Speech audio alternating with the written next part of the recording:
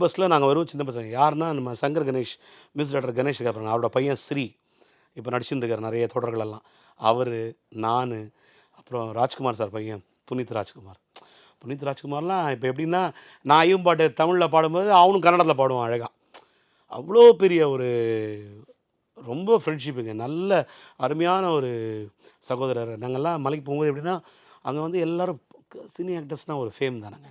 எல்லாம் பார்க்க க்ரௌடு கூடும். அப்போ என்ன நம்பியார் சொல்லுவார், கோச்சிக்காதீங்க ரஜினி, ஒரே நிமிஷம் உங்கள் முகத்தை காமிச்சு நீங்கள் நல்லா இருக்கீங்கன்னு சொல்லுங்கள், எல்லாருக்கும் கை காமிங்க, எல்லாருக்கும் ஆசை தானே. அப்படி சபரிமலையிலே இருக்கவே உள்ள இப்போது அந்த இருமுடியோடு பக்தியோடு இந்த 41 நாள் நீங்கள் முழுமையாக ஐயப்பனிடம் உங்களை ஒப்படைத்த பிறகு அவன்பால் அந்த விரத வழிமுறைகளை குருசாமி பிரகாரம் சொல்லி அதை நீங்கள் கடைபிடித்து விரதத்தை முடிக்கும் பொழுது அதனுடைய முழு பலன் உங்களுக்கு வந்து சேரும்.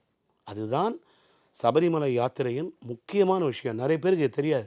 நிறைய பேர் நினச்சிருக்காங்க மாலை போட்டிருக்கோம், பிக்னிக் மாதிரி போகிறோம் வரோம், அதெல்லாம் பிரயோஜனமே கிடையாது. 41 நாள் அந்த விரதம் இருந்து உங்களை முழுமையாக ஆண்டவரிடம் ஒப்படைத்தால்தான் அதனுடைய முழு பலன் நமக்கு வந்து சேரும்.